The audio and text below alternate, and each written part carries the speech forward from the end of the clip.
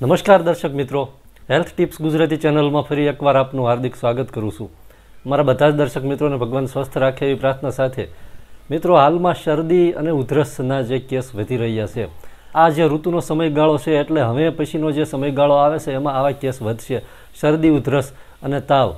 હવે આજે ઉધરસ એટલે કે ઉધરસ સૂકી ઉધરસ હોય કે કફવાળી ઉધરસ હોય અથવા તો સળેખમ હોય, જે શરદી, નાકમાંથી પાણી પડવું અને વારંવાર શીકો આવી, આ પ્રકારની જે સમસ્યા હોય બીમારી કફને લગતી, તો આ બીમારીને એકદમ મટાડી દે એવો દેશી ઉપચાર છે.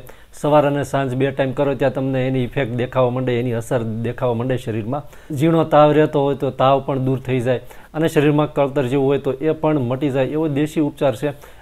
કફવાળી ઉધરસ હોય તો એમાં ગળફા નીકળતા હોય છે અને ઘણી વખત ઘણા લોકોને સૂકી ઉધરસ, ખાલી લુખ્ખી ઉધરસ આવતી હોય છે અને ઘણા લોકોને કફવાળી ઉધરસ હોય પણ ગળફા નીકળી ન શકતા હોય અથવા ગળફા કાઢી ન શકતા હોય, તો એની માટે પણ આ જે ઉપચાર છે એ ખૂબ જ અક્ષીર છે, દેશી પીણું છે, ખૂબ જ ફાયદાકારક છે અને ગમે તેવો કફ હોય એ મટાડી દેશે. ગમે તેવો કફનો રોગ હોય આનાથી મટી શકે છે મિત્રો, ઉપચાર કરવાનો છે એનાથી.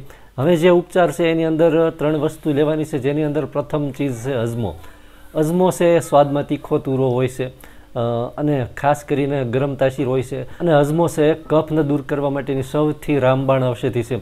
અજમો આમ તો ત્રણેય પ્રકૃતિને કંટ્રોલમાં રાખે છે, વાત, પિત્ત અને કફ, પણ કફને દૂર કરવાના મોટાભાગના ઉપચારોમાં અજમાનો ઉપયોગ કરવામાં આવે છે અને જેને લીધે ફેફસામાંથી કફ ખૂબ આસાનીથી નીકળી જાય છે. છાતી અને ગળામાં જે કફ હોય છે એ આરામથી નીકળી જાય છે. એ સિવાય અજમા પછીની બીજી વસ્તુ લેવાની છે એ છે ફુદીનાના પાન. ફુદીનો છે એ ખૂબ જ અસરકારક ઔષધિ છે. શરદીને દૂર કરવા માટે પણ ફુદીનો કામ આવે છે, ઉધરસને દૂર કરવા માટે પણ ફુદીનો છે એ અસરકારક છે. એ સિવાય જે શરીરની અમુક લીવરને તંદુરસ્ત રાખવા માટે પણ ફુદીનો ઉપયોગી છે. માથાના દુખાવા માટે, આંખો માટે, ઘણી બધી બીમારીઓમાં ફુદીનો છે એ ખૂબ જ સારું પરિણામ આપે છે. એ જ રીતે આ કફની સમસ્યામાં પણ ફુદીનો લેવાનો છે કફ દૂર કરવા માટે. અને ફુદીનો ખાસ ઝીણો તાવ રહેતો હોય તો એને દૂર કરવા માટે પણ ફુદીનો ખૂબ સારું પરિણામ આપે છે. એટલે ફુદીનો લઈ લેવાનો છે. ફુદીનાના પાન 3 થી 4 અથવા 5 જેટલા પાન લેવાના છે. અને ત્યારબાદ છેલ્લે લેવાનો છે ગોળ. ગોળ એકદમ દેશી લેવાનો, કાળો ગોળ હોય એ લેવાનો છે, સફેદ કે લીલા કલરનો ગોળ નહીં. અહીંયા દેશી ગોળ લેવાનો છે અને કાળા કલરનો.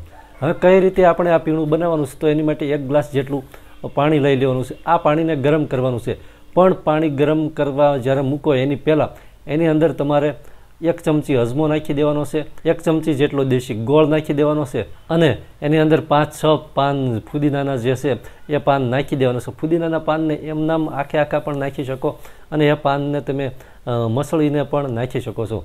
હવે આ પાણી છે 1 ગ્લાસ અથવા 1 ગ્લાસમાં થોડું ઓછું હોય તો પણ ચાલે, 1.5 ગ્લાસ જેટલું પાણી લઈ આ પાણીને બરાબરનું ગરમ કરવાનું. પાણી ઉકળવા લાગે એટલું ગરમ કરવાનું છે. બરાબરનું ઉકળવા લાગે ત્યાર પછી આ પાણી છે એને ઠંડુ થવા દેવાનું છે.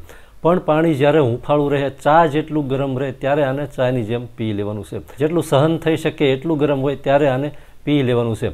આ ઉપચાર છે એ દિવસમાં 2 વખત સવાર અને સાંજ કરવાનો છે, જમ્યા પછી અથવા નાસ્તા પછી. સાંજના સમયે આ ઉપચાર છે એ રાત્રે સૂતા ટાઈમે કરવાનો છે, સુવાના ટાઈમે, એટલે કે સૂતા પહેલાં આ પીણું પી અને પછી સૂઈ જવાનું છે. આ ઉપચાર તમે 2 થી 3 દિવસ કરો એટલે જે સળેખમ હોય છે, શરદી, ઉધરસ હોય છે, નાકમાંથી પાણી પડવાની સમસ્યા હોય અથવા કફ ન નીકળવાની સમસ્યા હોય, ખાંસી સૂકી હોય કે કફવાળી હોય, બંને પ્રકારની ખાંસીમાં ધારદાર પરિણામ આપે છે અને જેના લીધે ખાંસી અને કફ છે એમાં ખૂબ જ સારું પરિણામ મળશે, ઉધરસ મટી જશે. તો દોસ્તો, આ તો આજનો વિડીયો. અમને આશા છે કે તમને મારો આજનો વિડીયો ગમ્યો હશે. વિડીયો ગમ્યો હોય તો વિડીયોને લાઇક, શેર તથા હેલ્થ ટિપ્સ ગુજરાતી ચેનલને સબસ્ક્રાઈબ કરી દેવા નમ્ર વિનંતી. તેમજ બાજુમાં રહેલ બેલ આઇકન ઉપર પણ ક્લિક કરી દેવા નમ્ર વિનંતી. ખૂબ ખૂબ આભાર. જય માતાજી.